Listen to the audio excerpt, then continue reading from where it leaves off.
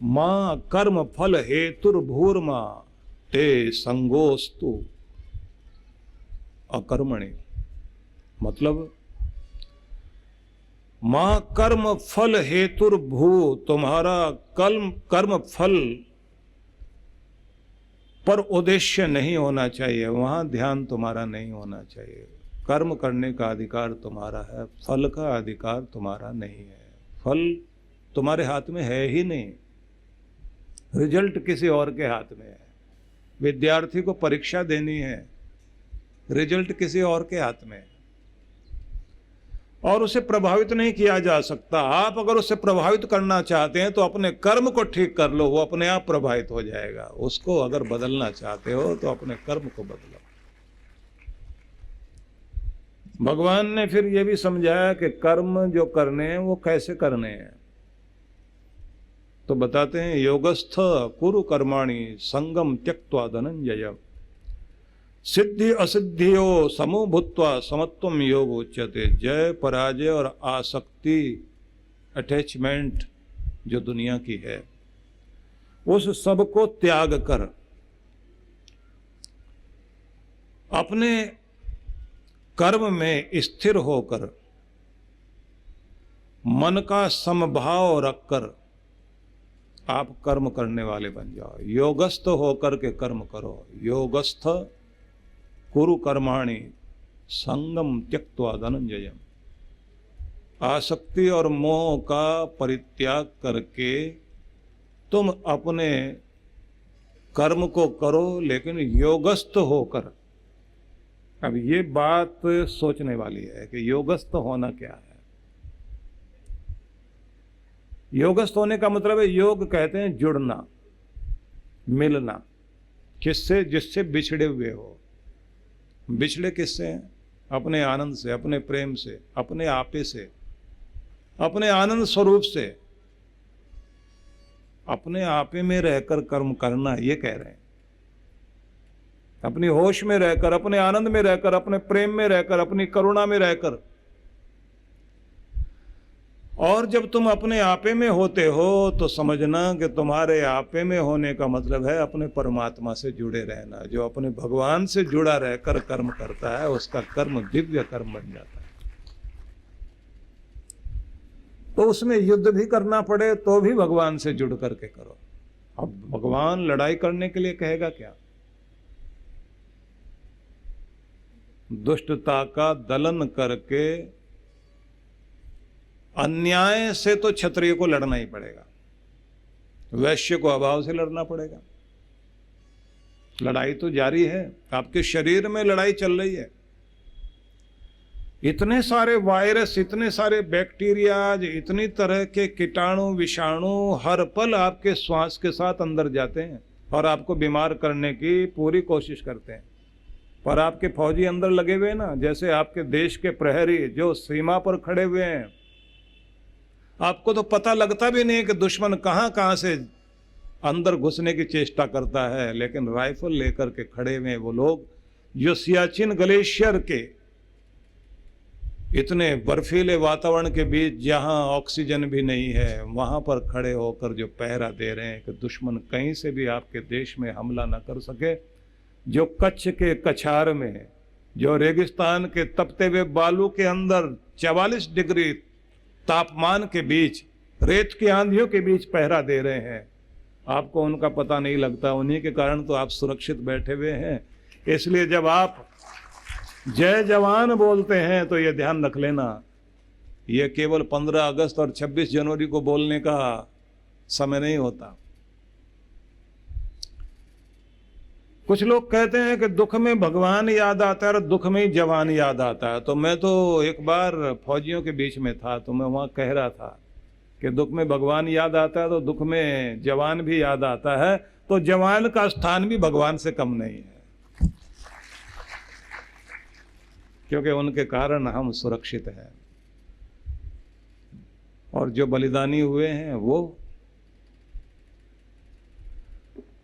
अपनी प्रार्थनाओं में अपने पितरों के लिए प्रार्थना करना, अपने पूर्वजों के लिए प्रार्थना करना, लेकिन अपने बलिदानियों को और अपने शहीदों के लिए भी प्रार्थना किया करो, उनको याद किया करो। सिखी परंपरा में एक बहुत अद्भुत बात है, वहाँ जब अरदास की जाती है तो शहीदों को भी याद किया जाता है। उनको याद किया जाता है जो तत्ते तवे पर बैठे और जले, देग में उबाले गए, जिनका शरीर आरे से चीरा गया, उनका आशीर्वाद तुम्हें प्राप्त हो, ऐसा भी बोला जाता है। जो कौम अपने बलिदानियों को याद रखती है वो कौम सिर उठाकर जिया करती है। प्रेरणा लेनी चाहिए। प्रेरणा शहीदों से यदि हम ना लेंगे, आजादी ढलती हुई सांझ हो जाएगी। प्रेरणा शहीदों से यदि हम ना लेंगे, आजादी ढलती हुई सांझ हो जाएगी। यदि वीरों की पूजा हम नहीं करेंगे तो सच मानो वीरता बांझ हो जाएगी। प्रेरणा लेनी चाहिए, ध्यान उधर देना चाहिए। तो आपके शरीर में भी लगातार बहुत तरह के घुसपैठिए आ रहे होते हैं। केवल सीमा पार से ही आतंकवादी आ रहे हैं, आपके तो हवा में भी अंदर आ रहे हैं। और आपका शरीर आपके अंदर से ही उनको ठीक करने के लिए इतना जबरदस्त लड़ाई चल रही होती है। कहीं अगर चोट लग जाए, गुम चोट लग जाए, तो उसके चारों तरफ सूजन आ जाती है और उसके साथ में जो है ना, या तो वो ऊंचा सा उठ जाता है, और अगर वो पक जाए तो वहां से कुछ सफेद सफेद बाहर आता है। वो जो सफेद कण थे आपके रक्त के, वो बाहर आते हैं उस समय। वो फौजी जो है, उन्होंने वायरस को अंदर पहुंचने नहीं दिया, वहीं गोल घेरा बना लिया। वो जेड सिक्योरिटी है आपकी। चाणक्य ने 7 घेरों की चर्चा की कि राजा के साथ 7 घेरे होने चाहिए, पर इस समय विषय नहीं है, हम तो भगवान कृष्ण की कथा कर रहे हैं ना। तो आपके शरीर में भी संघर्ष चल रहा है, जिसमें अगर आपका इम्यून सिस्टम स्ट्रांग है तो बीमारी आप पर काबू नहीं पा सकती, और जैसे ही आपका इम्यून सिस्टम कमजोर पड़ जाता है तो फिर लक्षण दिखाई देते हैं।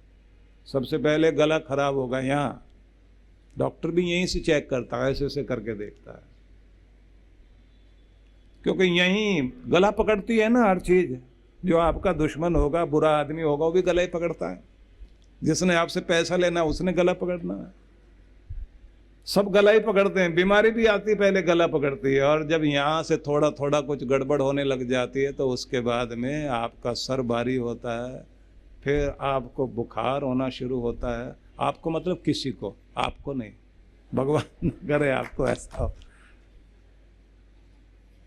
हम लोग जब गुरुकुल में पढ़ते थे तो एक वागवर्धिनी सभा होती थी, जिसमें यह बताया जाता था कि वक्ता की शैली क्या होनी चाहिए। तो एक तो ये कहा जाता था कि हर एक दिल तक पहुंचो और आपकी बात हर एक को समझ में आनी चाहिए। दूसरा, उंगली करके कभी कभी ये मत कहो कि तुम मर गए तो क्या होगा, ऐसे करके मत बोल।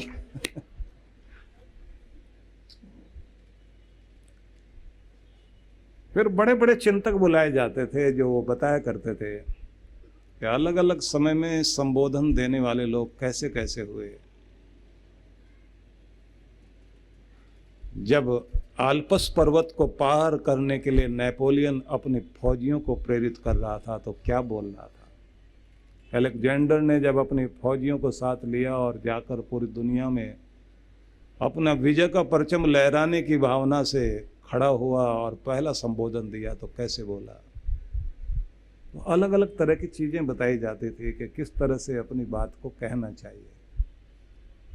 फिर ये भी बताया जाता था कि एकांकी नाटक भी होता है तो वो भाषा में चलता है, तो वो भी एक शैली होती है। उस शैली में क्या होता है कि एक अकेला व्यक्ति जो है सबकी आवाज़ें निकालता है, बोलता वो वैसे सामान्य भाषा है कि एक जंगल है, सांझ घिर आई है, झिंगूर बोल रहे हैं और अंधेरा इतना बढ़ गया है कि अब दिशाएं खो गई हैं, रास्ता भी खो गया है, साएं साएं की आवाज़ आने लग गई है और रास्ते में चलते चलते मुसाफिर रास्ता भूलने लगे हैं और इतनी देर में जोर से आवाज़ आती, ठहरो। घबरा गए सब लोग, कोई लुटेरा आ गया और चारों तरफ से घेर लिया उन्होंने। अब यहाँ जो आवाज़ें बढ़ाई जाएंगी घटाई जाएंगी, आदमी का रोंगटे खड़े होने शुरू हो जाते हैं। एक ही आदमी बोल रहा है, वो सबकी आवाज़ें निकालता है। आदमी घबराया हुआ और इतनी देर में पीछे से आवाज आती है, घबराना नहीं, हम आ गए हैं, हिम्मत आ रही है। शब्द को ब्रह्म कहा गया। अपनी बात को जब कहना होता है ना तो इस ढंग से कि व्यक्ति को शक्ति मिले। हम लोगों को हर वर्ष एक कार्य करना होता है। पूरे देश में घूमते हैं ना, तो हर जगह की समस्याएं, लोगों के जीने का ढंग, वो सबको लिखते जाते हैं। फिर साल में विश्लेषण करते हैं, इनको क्या चाहिए। आपका काम केवल इतना नहीं कि स्टेज पर कुछ बोल दिया, आपका काम है उनकी पीड़ा और उनके दर्द को समझकर शास्त्र क्या कहता है उस आधार पर उस पीड़ा को दूर करने के लिए कार्य करना है। क्योंकि शुरुआत में 1 साल पूरा भ्रमण करने के लिए हमारे सदगुरु ने हमको कहा था, 1 साल पूरा पूरे देश में घूमो और देखो आदमी कहाँ जीता है, किस स्थिति में जीता है, उसे किस चीज की जरूरत है। उस समय हमारी भाषा शैली भी बहुत क्लिष्ट भाषा का प्रयोग किया करते थे। लगता था कि विद्वता इसी से प्रकट होती है। तो गुरु ने छुड़ाया ये सब, सरल हो जाओ, इतने सरल हो जाओ। तुम्हें लोगों के दिल तक पहुंचना है, क्योंकि पानी में तेल ऊपर डालोगे तो वो तैरने लग जाएगा। तुम्हें तो मिक्स होना है किसी मिश्री की तरह, किसी नमक की तरह। पानी में तैरना नहीं, घुल जाना है। जो सामने बैठे हुए हैं वो कोई और नहीं, तुम्हारा अपना आपा है। उन तक तुमने परमात्मा के प्रेम को पहुंचाना है, जिससे हर कोई खिल सके, हर एक व्यक्ति के चेहरे पर मुस्कान आ सके। तो यह निवेदन कर रहा हूं मैं आप सबसे कि आपके अंदर का जो ये इम्यून सिस्टम है, ये बीमारियों से लड़ने का काम करता है। अंदर फौजी बैठे हुए हैं, तो योद्धा तो आपको बनना पड़ता है। और फिर आपके मन में भी विचारों की लड़ाई चल रही है, संकल्प विकल्प की लड़ाई चल रही है। और अगर आपके अंदर नकारात्मक विचार ज्यादा होंगे तो वो जीत जाएगा, पलड़ा उसका भारी हो जाएगा। और दुखद बात यह है कि आज जिस युग में हम लोग जी रहे हैं, यहाँ इस समय स्ट्रेस इतना हो गया है कि नकारात्मकता बहुत ज़्यादा आ गई है लोगों के अंदर। और नकारात्मकता के कारण लोगों के अंदर चिंता है, लोगों के अंदर निराशा है। आप लोग अगर देखें तो जो स्थिति आज दिखाई देती है वो कितनी विचित्र है।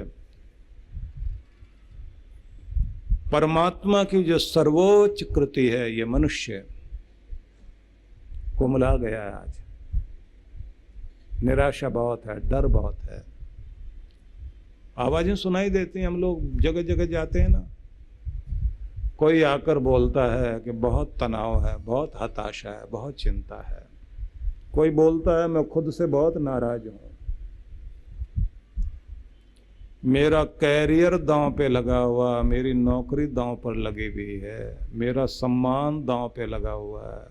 कोई कहता है मैं बहुत डरा हुआ जी रहा हूँ, कोई कहता है नींद ठीक से नहीं आती, कोई कहता है मेरी मुस्कुराहट खो गई है, कोई कहता है मेरे रिश्तों में दरार आ गई है, कोई कहता है मुझे कोई समझता क्यों नहीं है, कोई कहता है तो जिए तो कैसे जिए, जीना मुश्किल हो गया, जीना दूभर हो गया।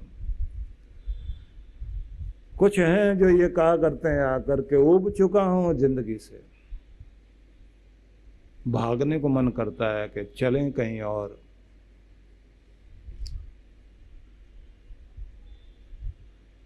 किसी किसी के अंदर से आवाजें आती हैं जब हम लोग सुनते हैं ना कि किसी को हमारी कद्र नहीं है, कोई हमें समझता ही नहीं है।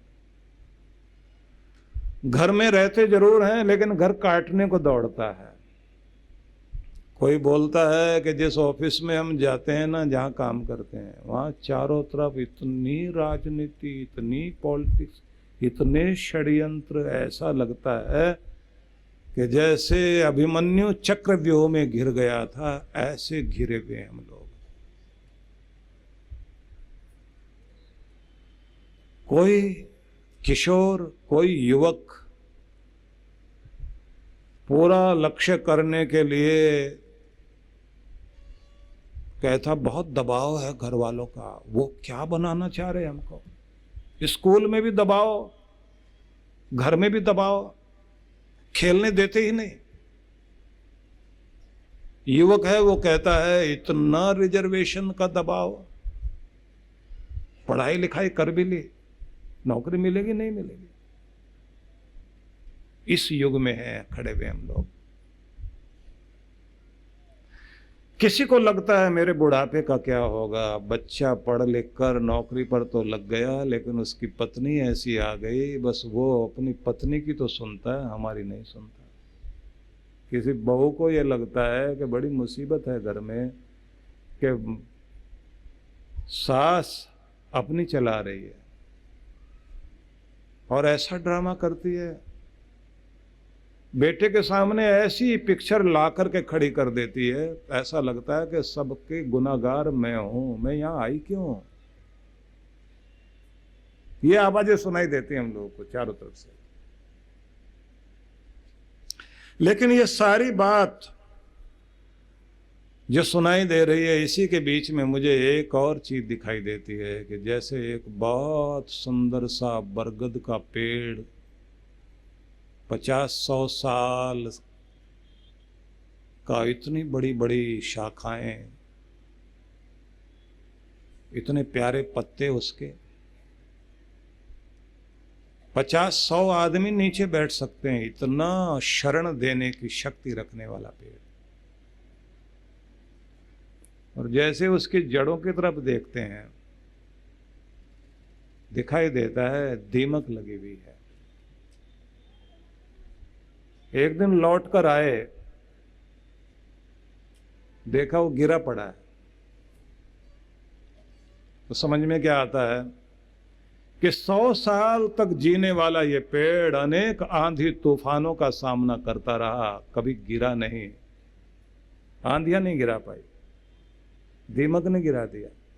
परम पूज्य श्री सुधांशु जी महाराज एवं डॉक्टर अर्चिका दीदी के पावन सानिध्य में एक शाम, सुख शांति का जीवन पथ। सफल होने में सबसे पहले एक ही बात आदमी कहता है, ये सफलता किस लिए? तो व्यक्ति कहता आनंद के लिए। तो समस्त सफलताओं के पीछे की सफलता का नाम आनंद है। 18 मार्च 2023 कार्यक्रम की रूपरेखा। समय सायं 5:30 से 8:30 बजे। सत्संग स्थल सिरी फोर्ट ऑडिटोरियम, अगस्त क्रांति मार्ग, नई दिल्ली। आयोजक विश्व जागृति मिशन, दक्षिणी दिल्ली मंडल। संपर्क सूत्र परम पूज्य सद्गुरुदेव श्री सुधांशु जी महाराज और डॉक्टर अर्चिका दीदी जी के पावन सानिध्य में विराट भक्ति सत्संग 23 से 26 मार्च 2023। कार्यक्रम की रूपरेखा। दिनांक 23 से 26 मार्च, सायं 4:30 से 6:30 बजे। 24 से 26 मार्च प्रातः 9 से 11 बजे। विशेष कार्यक्रम गुरु दीक्षा समारोह 26 मार्च 2023 दोपहर 12 बजे। सत्संग स्थल पीली कोठी चौराहा, मुरादाबाद। आयोजक विश्व जागृति मिशन, मुरादाबाद मंडल। संपर्क सूत्र